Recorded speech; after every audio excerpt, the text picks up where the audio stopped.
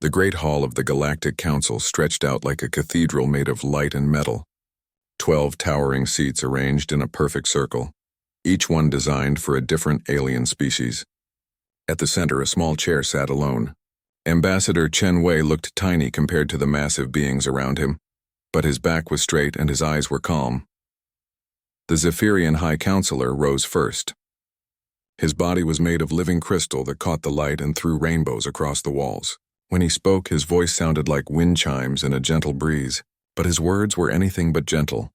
"The species known as humanity has been judged by this council," he began. "Your crimes are many and your punishment is decided." Chen said nothing. He sat perfectly still, his hands folded in his lap. Around the circle, other council members nodded their agreement. The Kithera representative clicked her mandibles together in what might have been satisfaction. Her insect-like head turned toward Chen, compound eyes glittering with cold light. The Elderine delegate, ancient and wrinkled like old leather, stroked his long beard and watched with eyes that had seen the rise and fall of 1,000 civilizations. "First," the High Counselor continued, "humanity has expanded too quickly across the galaxy. In less than 200 years, you have claimed over 300 worlds. This violates our laws of controlled expansion." Chen still remained silent. He had been expecting this. Earth's rapid spread across the stars had made the other species nervous. Humans built cities where others saw only empty rock. They turned dead worlds into gardens in decades, not centuries. Second, the crystalline being's voice grew sharper. "You have refused to acknowledge the authority of this council. When we sent representatives to your colonies, you turned them away. When we offered guidance, you ignored it. This cannot be allowed." The Vorthak delegate floated forward, his ghostly form shimmering like heat waves. His voice was a whisper that somehow filled the entire hall. "Humanity is dangerous," he said. "They think differently than us. They do not follow our rules. They do not respect our wisdom." Third and most serious, the High Counselor's voice boomed now, echoing off the walls. "You have committed the ultimate crime. You have weaponized your own planet. Our scouts report massive military installations. Your people train for war, not peace. This aggression threatens the stability of our galaxy." Chen almost smiled at that. The council members had no idea what real human military preparation looked like. What their scouts had seen was nothing compared to what was really happening. "The judgment of this council is final," the High Counselor announced. "Humanity will comply with Directive 7.4 Alpha within 30 standard cycles. First, you will destroy all technology that allows faster-than-light travel. Your species will be confined to your home system. Second, you will reduce your population to 10% of current numbers. This will be done through voluntary sterilization programs supervised by council observers. Third, all human colony worlds will be evacuated and given to species we deem more suitable." The hall fell silent. Chen could hear his own heartbeat in his ears. Around the circle, alien eyes watched him, waiting for his response. They expected begging. They expected terror. They expected humanity to fall to its knees and plead for mercy. Instead, Chen stood up slowly. He brushed an imaginary piece of dust from his sleeve and looked around the circle, meeting each alien gaze with calm, steady eyes. "The United Earth Coalition has heard your demands," he said. His voice was quiet, but it carried clearly through the hall. "We formally reject them." The silence that followed was deeper than space itself. Several council members leaned forward as if they had not heard correctly. The Kithera representative's mandibles stopped clicking. Even the ancient Elderine seemed surprised. "You reject?" The High Counselor's crystalline form flickered with what might have been confusion.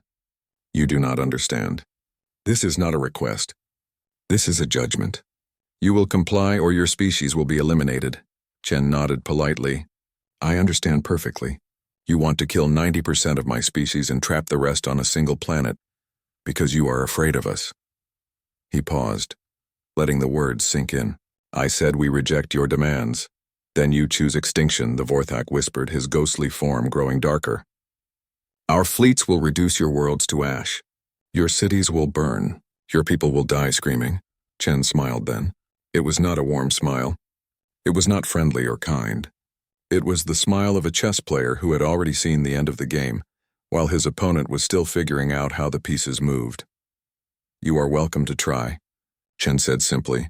The High Counselor's crystal body flared with angry light. "You are one species against 12. Your technology is primitive.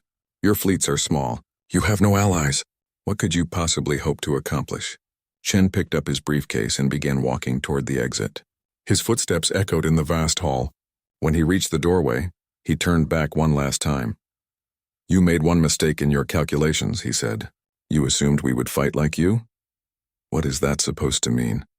The Eldarine demanded, his ancient voice crackling with irritation.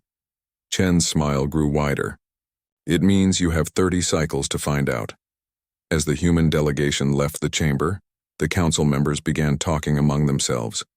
Some were angry, others amused. The consensus was clear. Humanity was choosing a pointless death over reasonable surrender. Their fleets would take position around human space. When the 30 cycles ended, they would demonstrate the price of defying the council. None of them noticed the small device Chen had placed under his chair before leaving. None of them detected the microscopic transmitters his team had scattered throughout the hall. None of them realized that every word spoken in this chamber for the past 3 months had been recorded and transmitted to Earth. Back on his ship, Chen sat in his private quarters and opened a secure communication channel to Earth. Secretary General Martinez appeared on the screen, her face grave. How did they react? She asked. Exactly as we predicted, Chen replied. They think we are like them. They think we will fight with honor and lose gracefully. Martinez nodded. The Prometheus protocol is ready. All colony worlds have confirmed their preparations. Our people are in position. Chen looked out the viewport at the stars scattered across the black sky. Somewhere out there, human colonies were quietly preparing for war, not the kind of war the aliens expected with fleets and honor and formal battles. A different kind of war entirely. 30 cycles, he said quietly. They have no idea what they have just started. Should I feel sorry for them? Martinez asked. Chen thought about that for a moment. He thought about the Council's casual discussion of killing billions of humans. He thought about their assumption that they could simply erase his species because they found humans inconvenient.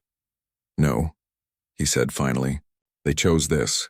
Now they will learn what humans do to species that threaten our children. The communication ended, and Chen sat alone in his quarters. Outside, alien stars wheeled slowly through space, beautiful and distant. In 30 cycles, this entire region of the galaxy would be very different. The council members thought they were dealing with a primitive species that would either surrender or die fighting conventionally. They were about to discover that humans had never fought a conventional war in their entire history, and they were about to learn why that made all the difference. Admiral Sarah Martinez stood on the observation deck of Luna Station, watching the Earth turn slowly below her. The blue marble looked peaceful from this distance, but she knew better. Beneath that calm surface, humanity was transforming itself for war. It had been 15 cycles since Ambassador Chen delivered Earth's rejection to the Galactic Council. 15 cycles of the most intense preparation in human history. And the beautiful thing was, the aliens had no idea what was really happening. Status report, Martinez said to her aide, Lieutenant Commander Park. Park consulted his tablet. All dark side construction proceeding on schedule. The foundries are producing ships at 340% of projected capacity. We now have over 12,000 vessels in various stages of completion. Martinez nodded. The far side of the moon, forever hidden from Earth and alien observation, had become humanity's greatest shipyard. Massive factories worked around the clock, building vessels designed not for exploration but for war. Not the kind of war the aliens expected, but the kind humans excelled at. What about Mars? She asked. General Morrison reports all facilities operational. The weapon testing ranges are complete. The new propulsion systems have exceeded all expectations. Martinez smiled grimly. Mars had been transformed into one enormous military research facility. Its red surface was now scarred by testing sites where humans pushed the boundaries of physics. The aliens thought human technology was primitive. They were about to learn how wrong they were, but the real genius of humanity's preparation was not in the obvious places. It was in the shadows, in the spaces between official reports, in the quiet work of people whose names would never appear in history books. On Kepler 442b, a human colony world that the aliens knew about, Farmer James O'Brien tended his crops just as he had for the past 20 years. What the alien surveillance drones did not see was the massive bunker system beneath his fields, or the fact that his irrigation pipes could launch missiles at any ship in orbit. On Europa Station, Dr. Lisa Chen continued her research into xenobiology, studying alien species and their weaknesses. Her official reports went to the Colonial Science Council. Her real reports went to Earth's Xenological Defense Initiative, where teams of experts were learning exactly how to hurt their enemies. The sleeper program? Martinez asked. Park's expression grew serious. Full deployment across all Council worlds. We have assets and positions of trust throughout their governments, military commands, and infrastructure systems. This was perhaps the most impressive part of humanity's long-term strategy. For over 50 years, since first contact with alien civilizations, humans had been quietly infiltrating Council society. Not as spies in the traditional sense, but as immigrants, workers, researchers, and advisors. They married into alien families, earned positions of responsibility, and became trusted members of their communities. And all the while, they waited. The genius was in the selection process. Earth's intelligence services had identified humans with specific psychological profiles. People who could live double lives for decades without breaking. Who could genuinely care for their alien neighbors while remaining loyal to humanity. Who could wait patiently for orders that might never come. On Zephyr Prime, Dr. Michael Santos had spent 30 years studying crystalline biology. His colleagues respected him. His students adored him. The Zephyrian government had awarded him their highest civilian honor. None of them knew that his real job was mapping every critical system on their homeworld. On the Kythera Hive world, engineer Rebecca Walsh had helped design their new communication networks. She was considered a valuable friend to the insectoid species, someone who understood their collective consciousness and respected their ways. They had no idea that she had built backdoors into every system she touched. Communication intercepts? Martinez asked. The aliens are positioning their fleets exactly where we predicted. They are confident that 30 cycles is enough time for us to panic and surrender. Their commanders are already discussing how to divide up our worlds after we are gone. Martinez walked to another viewport, this one showing the asteroid belt. What looked like empty space was actually buzzing with activity. Automated mining platforms moved between the rocks like mechanical insects, stripping every useful mineral and shipping it to hidden processing facilities. The beauty of operating in space was that it was very easy to hide things.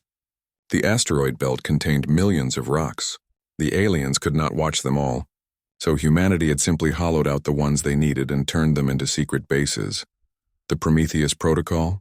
Martinez asked quietly. Park hesitated. All systems are ready for deployment. The Ethical Review Board has signed off. The Secretary General has given preliminary approval. But Admiral, are we really going to do this? Martinez understood his concern. The Prometheus Protocol was the most ruthless plan in human history.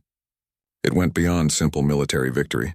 It would fundamentally change the balance of power in the galaxy, possibly forever. They threatened to kill 90% of our species, she said finally. They are planning to scatter our children across the stars like animals. They think they can erase us because they find us inconvenient. She turned to face Park. What would you have us do? Surrender? Beg for mercy? Park straightened. No, Admiral. But the scale of what we are planning... The scale is exactly what it needs to be, Martinez interrupted. These aliens have ruled this galaxy for thousands of years. They are used to being obeyed. They think they can make demands and expect compliance. They are about to learn that humans do not comply with unreasonable orders.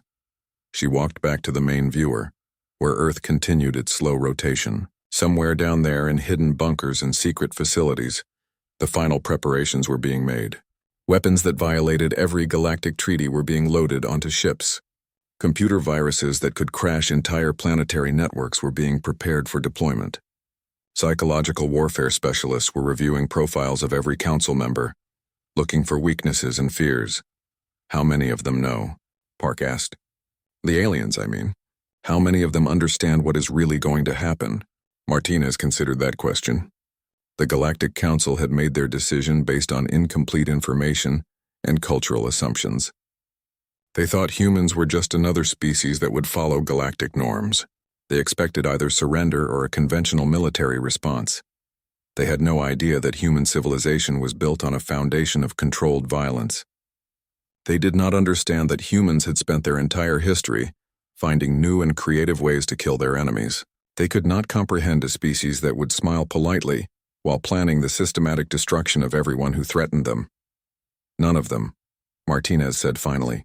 They are thinking like aliens.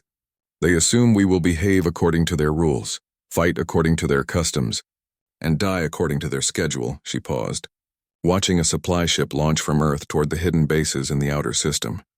They have no idea that humans have never followed anyone else's rules. We make our own rules. And our first rule is very simple. Anyone who threatens our species gets destroyed. Completely. Permanently. And with just enough creativity to make sure nobody else ever makes the same mistake. Park nodded slowly. The countdown shows 14 cycles and 6 days remaining. Good, Martinez said. That gives our people time to get into final positions. The aliens think they are being generous by giving us 30 cycles to surrender. They do not realize they are giving us 30 cycles to prepare their destruction. She turned to leave the observation deck but paused at the door. Lieutenant Commander? Yes, Admiral? When this is over, when the Council learns what humans are really capable of, I want you to remember something. They chose this. They could have left us alone. They could have accepted that humans were different and allowed us to go our own way. Instead, they decided we were too dangerous to exist. Martinez smiled, and it was the same cold smile that Ambassador Chen had shown the Council. They were right about us being dangerous. They were just wrong about who was going to get hurt. The 30 cycles were over. Admiral Thexkar of the Zephyrian Defense Fleet watched his sensors as his ships took position around the human homeworld.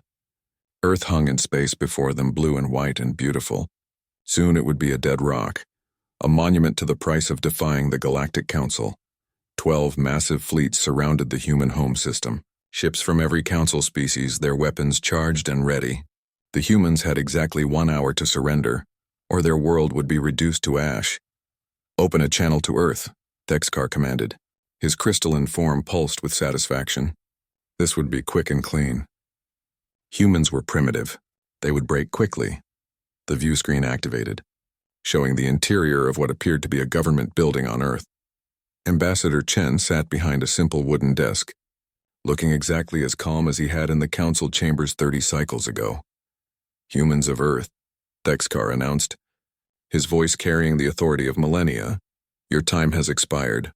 You will surrender immediately or face the consequences of your defiance, Chen smiled. The same cold smile that had unsettled the Council members. Admiral Thexkar, isn't it? Commander of the 4th Zephyrian Battle Fleet. Born on Zephyr Prime. Crystal node ZP7745. Your mate is Crystal Songyeth Lara, and you have 3 offspring in their second growth phase. Thexkar's form flickered with surprise. How did this human know personal details about his family?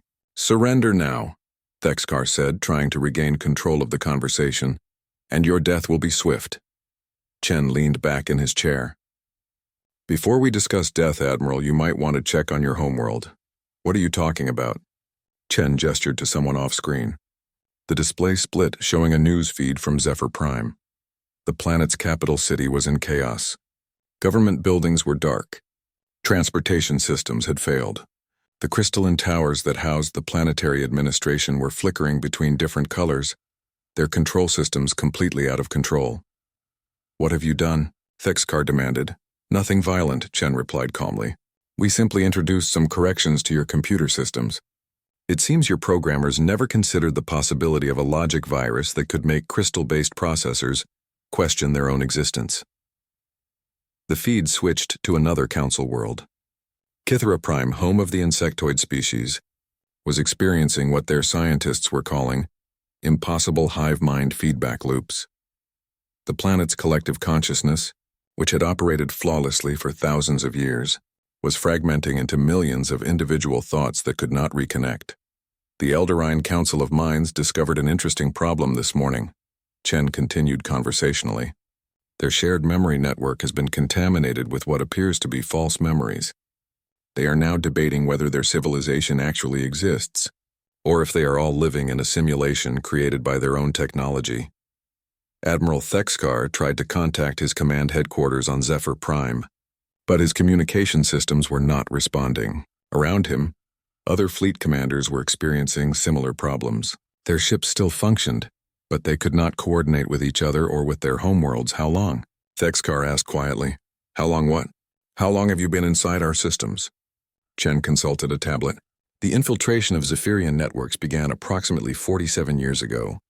Dr. Michael Santos, one of your most respected xenobiologists, has been mapping your critical infrastructure since he arrived on your world.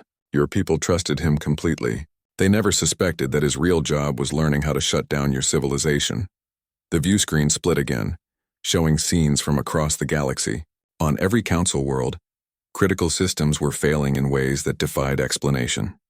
Power grids experienced fluctuations that followed patterns from human music. Transportation networks rerouted traffic to create messages in alien languages that roughly translated to hello from Earth. Water treatment plants began adding harmless but embarrassing dyes that turned entire populations, amusing shades of pink and purple. This is impossible, Thexkar said. Our security systems are impenetrable.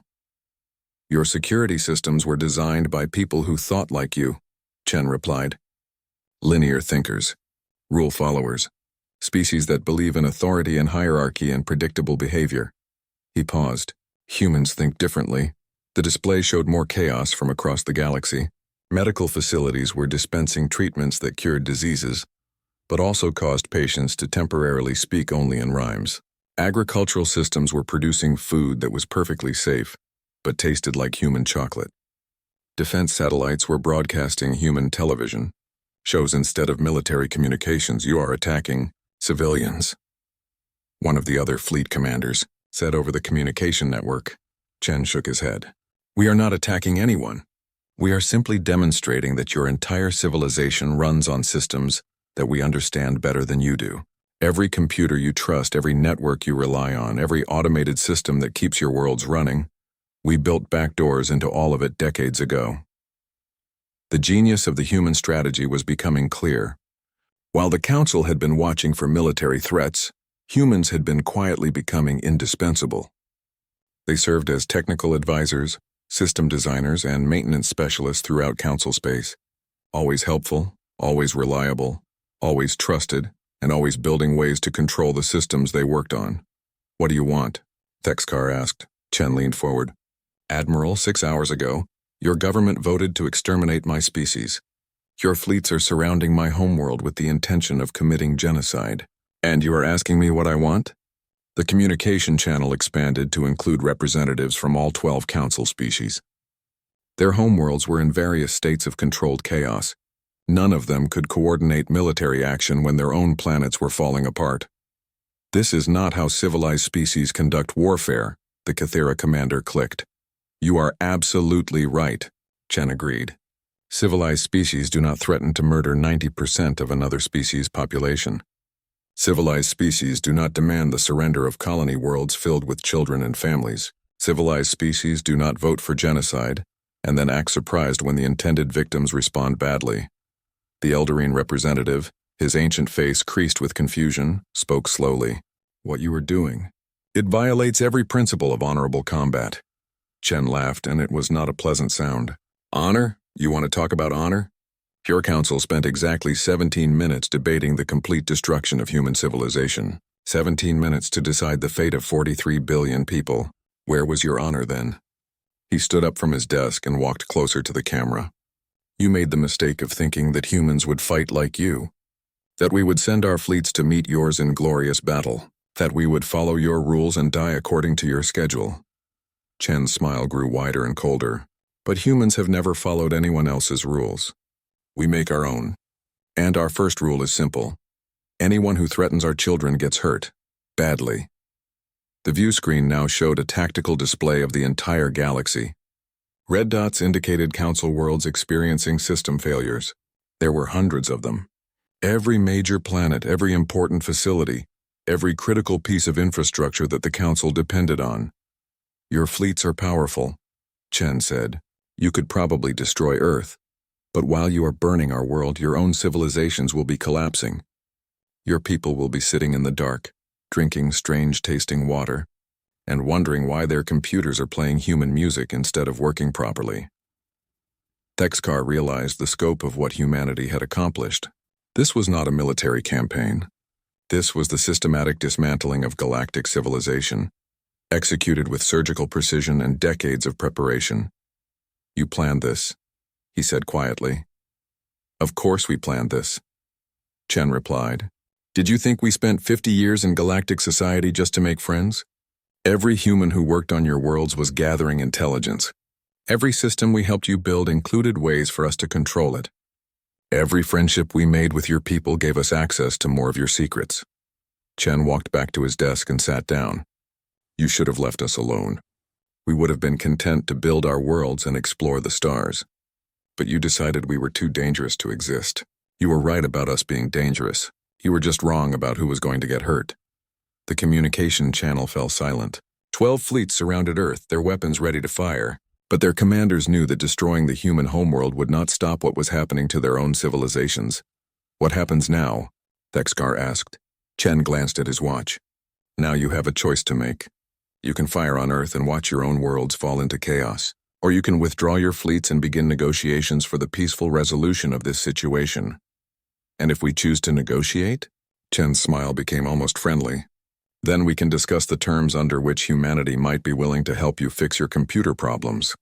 The implications hit every council commander simultaneously.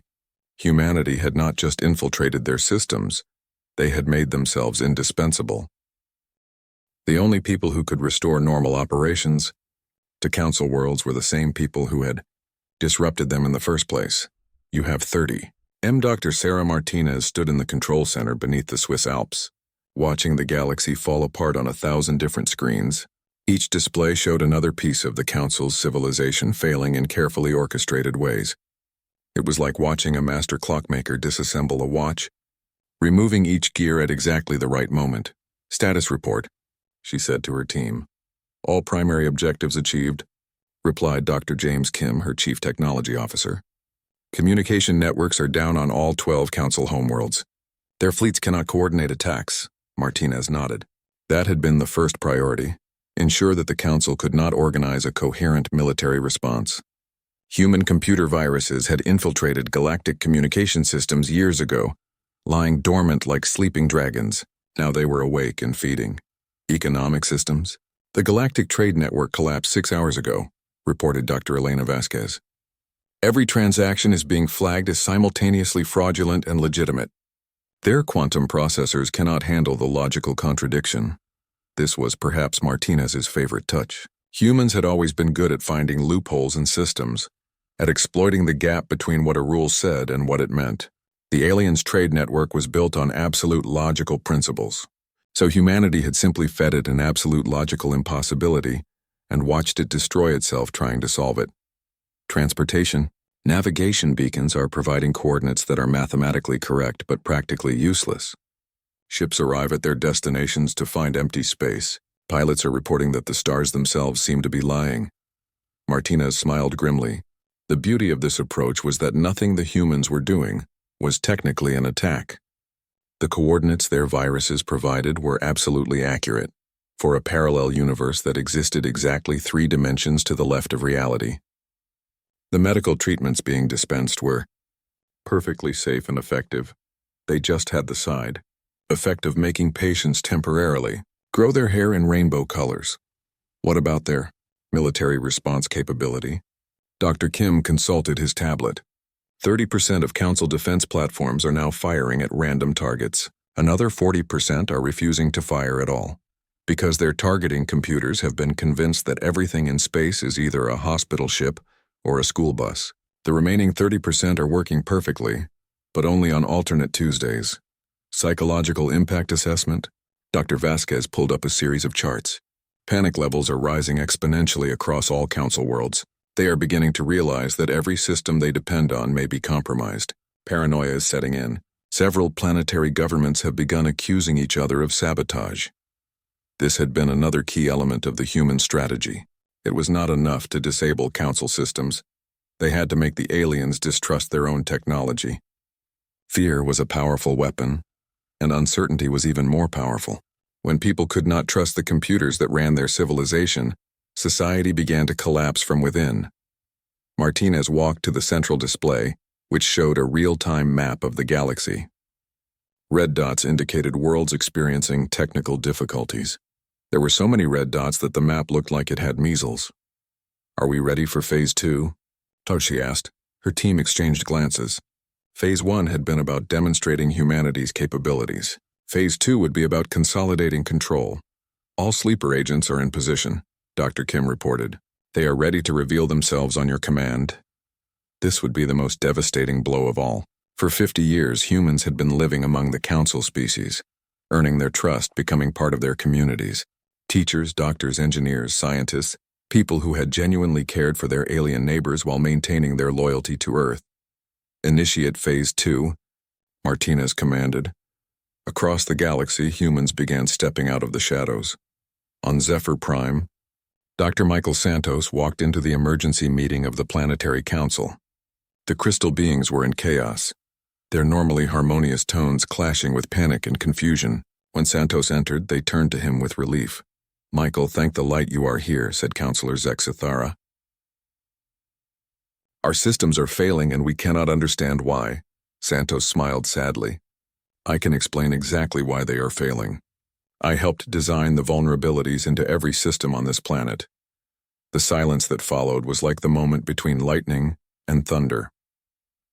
On the Kithera homeworld, Engineer Rebecca Walsh stood before the Queen's inner circle. The insectoid beings clicked their mandibles in distress as their collective consciousness continued to fragment. "We trust you, Rebecca friend," the Queen said through her translator. "You understand our ways better than any outsider. Help us fix what is broken." Walsh bowed respectfully. "Your Majesty, I would be honored to help. But first you should know that I am the one who broke it."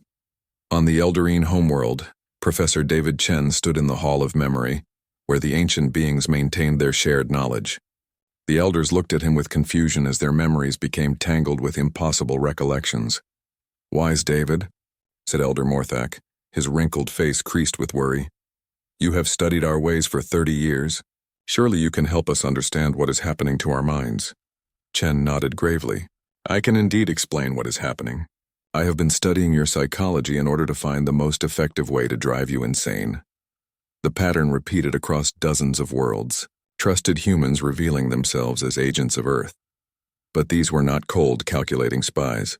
They were people who had genuinely lived among the aliens, who had formed real relationships, who had come to understand and even love their adopted communities, and that made their betrayal even more devastating. Back in the control center, Martinez watched the psychological profiles streaming in from across the galaxy. The revelation that humans had been embedded so deeply in council society was causing a form of cultural trauma that went beyond simple military defeat. "They are beginning to understand the scope of our preparation," Dr. Vasquez reported. "Several species are questioning whether they know anything true about human capabilities." Martinez had expected this. When you discovered that people you had trusted for decades were actually working for your enemies, it called everything else into question. If humans could hide among them for 50 years, what else might they have missed? Communication from the council fleets? She asked. "Admiral Thexakar is requesting immediate negotiations. Several other fleet commanders are asking for permission to withdraw. The Vorthak delegation is demanding to know whether Earth has any other surprises in store." Martinez almost laughed at that. Other surprises? They had not even begun to show the council what humans were capable of. "Open a channel to Ambassador Chen," she commanded. Chen appeared on screen from his office in Geneva. Behind him, the lights of Earth's capital glowed peacefully in the darkness. "How are they taking it?" he asked. "About as well as we expected. The revelation of our embedded assets has shaken them more than the system failures. They are beginning to realize that they never really knew us at all." Chen nodded. "Any word from our people on the council worlds?" "All agents are reporting successful contact with local authorities. Most are being treated with confused respect rather than hostility. The aliens do not know how to process the idea that someone could live among them for decades and remain loyal to another species. This was perhaps the most alien thing about humans from the council's perspective. Their own species were incapable of such long-term deception. When a Zephyrian gave their loyalty, it was absolute and visible. When a Kithera joined a hive, they became part of it completely. The idea that someone could maintain a secret identity for decades while genuinely caring for the people they were deceiving was beyond their comprehension. "Recommendations for Phase 3? Chen asked. Martinez consulted her data. "The council fleets are paralyzed. Their homeworlds are in controlled chaos. Their leaders are discovering that humans they trusted were actually working for Earth. I believe we have demonstrated our capabilities sufficiently. Time for negotiations, then? Time to show them the future, Martinez agreed. She walked back to the central display where the galaxy map continued to flash with red warning lights. Somewhere out there, 12 alien civilizations were learning that the species they had planned to exterminate was actually the most dangerous thing they had ever encountered. But the most dangerous thing about humans was not their technology or their cunning. It was their ability to think beyond the rules that other species considered absolute. The Council had assumed that interstellar warfare followed certain patterns, that civilizations would behave in predictable ways, that there were limits to what any species would do to protect itself. They had been wrong on all counts. Dr. Martinez, Dr. Kim said quietly, "Are you sure we want to go through with Phase 3? Once we reveal the full extent of our preparations." Martinez looked at the pictures of Council worlds on her screens. Billions of beings living in fear and confusion, their ordered civilizations crumbling around them. Some of them were innocent, ordinary people who had never voted to destroy humanity. But 6 months after the ultimatum deadline, Secretary General Elena Vasquez stood before the newly constructed Assembly Hall in Geneva. The building was designed to accommodate representatives from 43 different species, each with their own environmental requirements and cultural needs. The architecture was unmistakably human, but it welcomed everyone. Outside the tall windows, she could see the ships of the former Council species parked in orderly rows across the Swiss Valley. Not warships this time. Diplomatic vessels filled with delegations that had come to join humanity's new galactic order. "Status report on the former Council worlds?" she asked her aide. "All 12 species have formally requested membership in the Terran Commonwealth," replied Director Martinez, who now served as Earth's first Minister of Galactic Affairs. The Zephyrians were the last to submit their application. They seemed to have finally accepted that their crystal-based computing is no match for human creativity. Vasquez nodded. The transformation had been remarkable to watch. The species that had once planned humanity's extinction were now competing with each other to prove their worthiness for inclusion in Earth's expanding sphere of influence. What about the colony worlds? Human expansion has accelerated beyond all projections. Without Council restrictions, we have established successful settlements on over 800 new worlds in the past 6 months. The terraforming techniques they banned are proving incredibly effective. This was perhaps the most satisfying aspect of the new order. Freed from the Council's arbitrary limitations, human civilization was blooming across the galaxy like flowers after a long winter. Worlds that had been declared unsuitable for habitation were becoming garden paradises under human care. Population reports? Martinez smiled. Birth rates across all human worlds are at historic highs. The psychological impact of surviving an extinction threat seems to have triggered a baby boom. Current projections show we will exceed 60 billion humans within the next generation. Vasquez walked to the window and looked out at the assembled ships. Each one represented a species that had once considered itself superior to humanity. Now they were here as supplicants, hoping to be accepted as junior partners in the new galactic order. The transformation had not been accomplished through conquest or force. It had been achieved through the simple demonstration that humanity's way was better. Species that adapted to human values and accepted human leadership found their problems mysteriously beginning to resolve. Those that remained stubborn continued to struggle with inexplicable technical difficulties. "Ambassador Chen is ready for the opening ceremony?" she asked. "He is waiting in the main hall with the Council delegations. They seem nervous." Vasquez almost laughed at that. Of course they were nervous. These were representatives of civilizations that had ruled the galaxy for millennia, now reduced to hoping that humans would accept them as allies. She made her way to the assembly hall, where hundreds of beings from across the galaxy waited in respectful silence. The chamber was designed as an amphitheater, with humanity's representatives seated at the center and the alien delegations arranged in ascending tiers around them. The symbolism was clear. Earth was now the center of galactic politics. Ambassador Chen stood at the central podium, looking exactly as calm and composed as he had 6 months ago, when he rejected the Council's ultimatum. But now he was addressing the galaxy as its de facto leader. "Representatives of the galactic community," he began, his voice carrying clearly through the hall's advanced acoustics. We gather today to establish the principles that will guide our shared future. The alien delegates listened with the attention of students receiving instruction from a master. The Zephyrian High Counselor, whose crystal form had once pulsed with arrogant authority, now flickered nervously as he awaited Chen's words. The Terran Commonwealth extends an invitation to all species that accept our fundamental principles, Chen continued. Individual liberty over collective conformity, scientific progress over traditional limitations, and the radical idea that no species has the right to dictate another's existence. Murmurs of agreement rippled through the audience. These were not new concepts to most of the delegates. They had been studying human philosophy and values for months, preparing themselves for this moment. The former Galactic Council made a critical error in their understanding of humanity, Chen said, and his voice carried just a hint of the cold steel that had unsettled the council members. They assumed we thought like them, that we would accept hierarchies we had not chosen, follow rules we had not written, and submit to authorities we did not recognize. He paused, letting his gaze sweep across the assembled representatives. They never understood that humans create their own rules, and our most important rule is simple. Anyone who threatens our children will discover why that was a mistake. The silence that followed was profound. Everyone in the hall understood that they were witnessing the formal establishment of a new galactic order, one where humanity set the terms and other species adapted to them.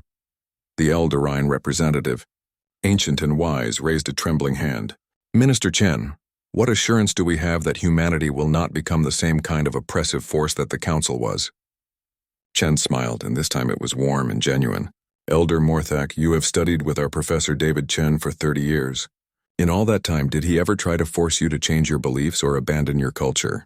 The elderly alien considered this. No. He learned our ways and respected our traditions even while he was preparing for this eventuality. That is your answer, Chen said. Humans do not seek to impose our culture on others. We seek to create a galaxy where every species can flourish according to its own nature, as long as they do not threaten others. The Council's mistake was believing that diversity was dangerous. We believe diversity is strength. The Kythera Queen's translator buzzed to life. What of species that cannot accept human leadership? What becomes of worlds that refuse to join your commonwealth? Chen's expression grew more serious. They are free to go their own way as long as they do not threaten human interests. But they should understand that the galaxy has changed. The old systems of interstellar communication, trade, and navigation all depend on networks that humans now control. Species that choose isolation will find themselves truly alone. This was the elegant cruelty of humanity's victory. They had not conquered the galaxy through force.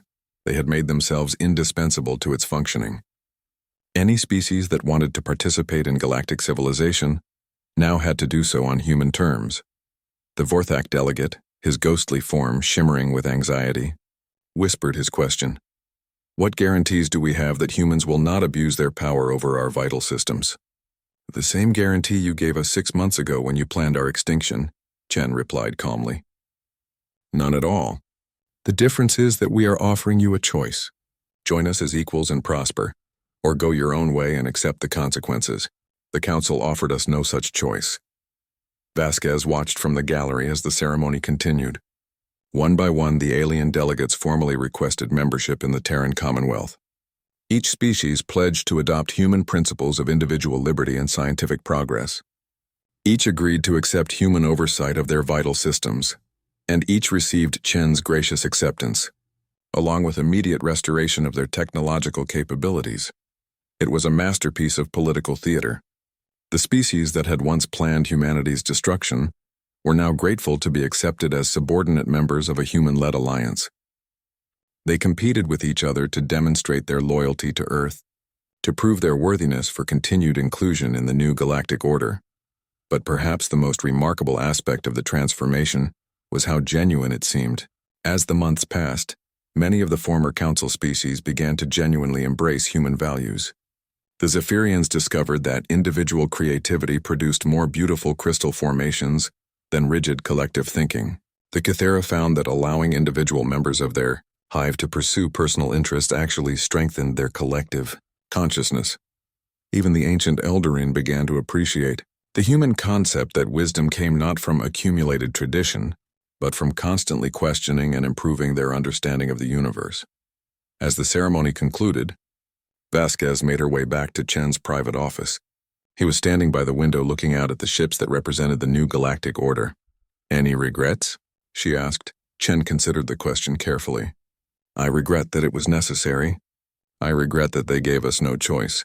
But I do not regret the outcome." He turned to face her. 43 billion humans are alive today, who would have been dead if we had accepted the Council's demands. Our children will grow up in a galaxy where humanity is respected rather than feared. Our colonies will flourish without arbitrary restrictions. Our scientists will push the boundaries of knowledge without bureaucratic interference. And the price? Chen looked back out the window. The price was the Council's assumption that they could threaten us without consequences. They learned otherwise. Vasquez joined him at the window. In the distance, construction crews were working on the new Galactic University, where human professors would teach alien,